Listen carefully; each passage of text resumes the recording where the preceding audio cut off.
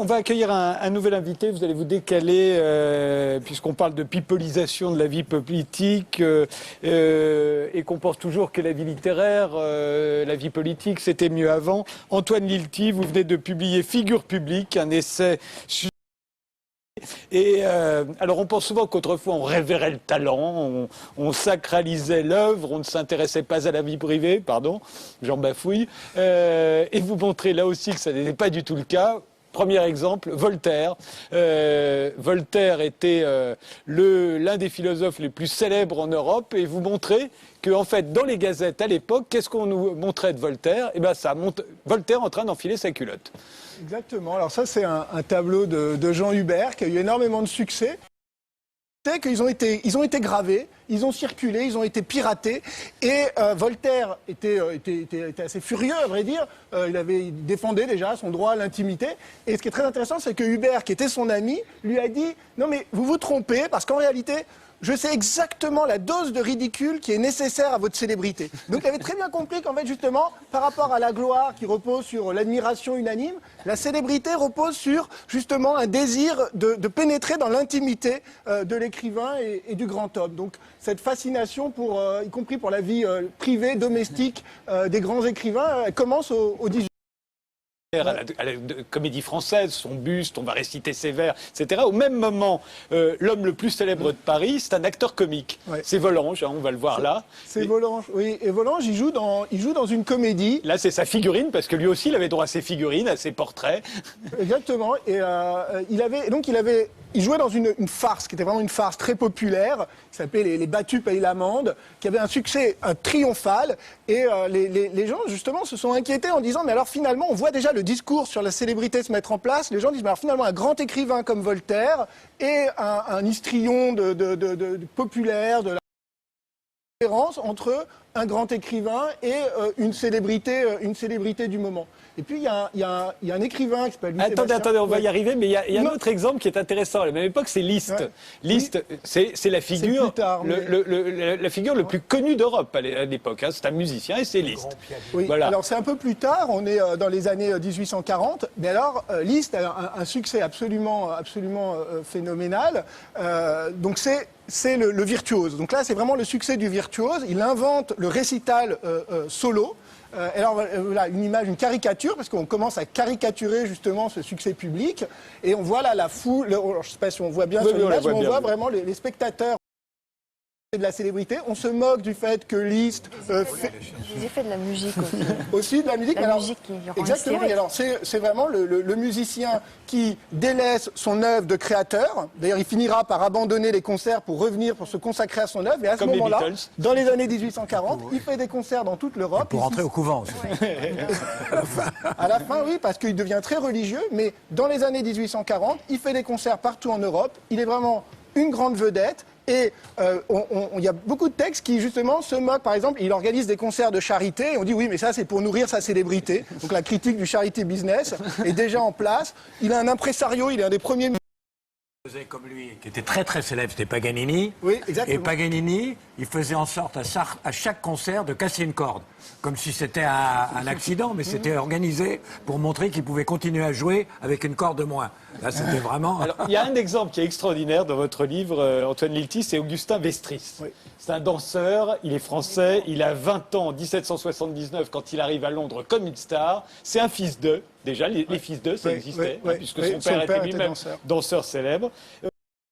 Les théâtres, c'était la Comédie Française, c'était les théâtres royaux. Et donc, à Londres d'abord, puis ensuite à Paris et dans les autres villes européennes, il y a des théâtres privés qui, du coup, font de la surenchère pour accueillir des vedettes. Donc, on passe de la logique de la troupe collective à la logique de la vedette qui attire sur son nom et qui, du coup, va avoir des salaires considérables. Et là, on commence à dire, oui, mais est-ce que c'est normal qu'un danseur, comme ça, puisse gagner en une soirée autant qu'un ouvrier pendant 2 ans de travail? C'est ce qu'on dit sur les footballeurs aujourd'hui. Exactement. Moi, quand je lisais ça, je pensais à ces joueurs qui sont formés dans les centres de formation en France et qui partent à Arsenal. Et alors, on dit, ah, quand même, c'est qui est avec Voltaire à l'époque, sont les deux philosophes les plus célèbres d'Europe. Hein. Et ce portrait est particulier, vous dites. Ce portrait, il est extraordinaire parce que Rousseau, sa grande spécificité, c'est que non seulement il était extrêmement célèbre, il avait beaucoup de fans qui lui écrivaient des lettres enflammées, mais au bout d'un certain moment, alors qu'il avait recherché la célébrité, il voulait être célèbre, c'était le succès littéraire, au bout d'un moment, il s'est mis à vivre sa célébrité comme une malédiction, un fardeau.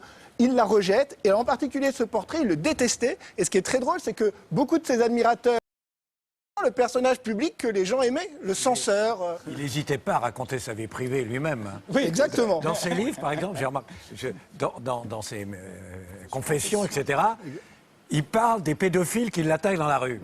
Ça, c'est une de ses obsessions. Une de ses obsessions, c'est qu'il est en but à des agressions de. Alors, je vous propose de regarder Fanny Abington. Ouais. Fanny Abington, un portrait à l'époque qui a fait scandale. Pourquoi ? À cause de la façon dont elle touche sa bouche avec son pouce. Hein. Ouais, et vous faisiez remarquer, on va aller voir que la couverture d'un célèbre magazine de mode la semaine dernière, ou le mois dernier, c'est exactement la même. Voilà, alors vous voyez, Kristen Stewart. Alors ça, c'est extraordinaire parce qu'on voit bien que même la manière de présenter le visage féminin pour susciter à la fois la fascination, la curiosité et le désir, parce qu'évidemment, c'est aussi l'invention du glamour. C'est pas simplement la célébrité avec les comédiennes, les actrices. Même les formats sont les mêmes. Alors, voilà, une amie d'ailleurs qui m'a montré cette image et je me suis dit, ah ben c'est vraiment extraordinaire. Alors continuons, on va vite parce qu'il ne reste plus beaucoup de temps. Benjamin Franklin, célèbre savant, et là on voit la marchandisation de la célébrité. Voilà, un célèbre portrait de Benjamin Franklin. On va regarder ensuite tout ce que ça a donné. Alors ça c'est la tabatière de Benjamin Franklin, mais vous allez voir la suite. Le bol Benjamin Franklin. Voilà. Oui, ça, et il va y avoir l'assiette Benjamin Franklin. Et puis il y en a pour toutes les classes sociales. Ces boîtes de bonbons, sûr, très célèbre comédienne. Et Victor Hugo au 19e siècle. Alors là, je vous laisse regarder les bustes de Victor Hugo. Évidemment, les admirateurs en raffolent. Mais après, il y a les bonbons Victor Hugo, le tabac Victor Hugo, les gravures, évidemment, Victor Hugo. On va vendre du Victor Hugo comme on vendrait du Mylène Farmer. C'est le moment, en fait, il y a un grand débat. Il se fait sculpter nu, ce que ne ferait pas un homme politique aujourd'hui, un écrivain. Voltaire aussi le faisait. Mais il y a un grand débat à l'époque d'Hugo, parce que c'est le moment du développement de la photographie, et il y a des écrivains, par exemple, comme Maupassant, qui refusent d'être photographiés et disent « Mes écrits appartiennent ». Donc ça lui permet d'être présent et ça va être utilisé de manière publicitaire, etc., pour imposer son image. Alors évidemment, on en arrive à la pipolisation de la vie politique. On croit toujours que c'est récent, que ça date de la télévision. Vous vous dites pas du tout. Ça existe déjà du temps de Marie-Antoinette et de Louis XVI, qu'on ne cesse d'attaquer sur sa vie sexuelle. Et là, c'est pour ça que je vous corrigeais tout à l'heure. C'est que j'ai lu dans le livre d'Antoine Lilti ce qu'on peut raconter sur la vie privée de Marie-Antoinette, mais aussi de tout le monde à l'époque. Les vies privées sont sur la place publique. Ce sont des livres. Tous les révolutionnaires vont avoir droit à leur vie privée qui va être étalée dans les librairies de l'époque. Ça devient un genre en soi. On dit les vraiment intéressant avec Marie-Antoinette, c'est que la monarchie française sort du système où elle était, qui était la cour, l'étiquette, le cérémonial, et se tourne vers la ville, les spectacles et surtout la mode. Et Marie-Antoinette, c'est une véritable fashion victime. C'est une passionnée de mode. Elle fait la fortune de sa couturière, Rose Bertin. Et ce tableau où on la représente dans une robe à la mode et pas du tout en tenue royale, fait un peu scandale parce que justement on a l'impression de montrer la reine dans son intimité. Donc c'est à la fois l'invention de l'intimité contre le cérémonial et la publicité de cette intimité. Il y a également... alors il y a Talma aussi, je voulais qu'on en parle, parce que Talma, on l'identifie... Attendez, on n'a presque plus de temps. Et quand même, pour son enterrement, il y aura 80 000 personnes, c'est-à-dire autant que pour Rudolf Valentino.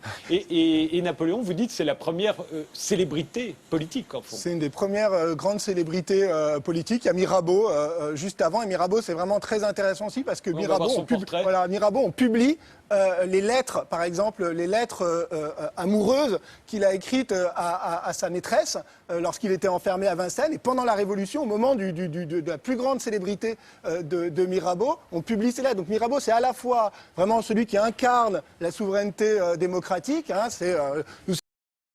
le lien. Et Bonaparte, vous avez tout à fait raison, va reprendre je ça. le dis parce que vous l'avez écrit. Mais vous avez d'autant plus raison, alors. Et je finis alors avec des gens. Il y avait déjà des gens célèbres pour leur célébrité. On dit toujours que il y a qu'aujourd'hui qu'on a des gens célèbres pour leur célébrité. Pas du tout. Il y a 200 ans, il y avait elle, Emma Hamilton. Elle devient célèbre parce qu'elle est peinte. Hein. Exactement. En fait, alors elle. On va avoir plein de tableaux. Oui, alors elle est extraordinaire parce que elle vient d'un milieu extrêmement populaire, des bas-fonds de Londres. En fait, elle commence sa carrière comme prostituée dans un bordel londonien. Et puis, elle va être prise sous la coupe d'un peintre très important qui s'appelle Georges Romney, qui l'a peint plein de fois. Ses tableaux ont beaucoup de succès et elle devient une figure d'une femme très belle. Et ça va lui permettre une ascension sociale de l'Angleterre. Et à la fin, elle est déjà célèbre avant. Et ça en fait vraiment une célébrité politique aussi.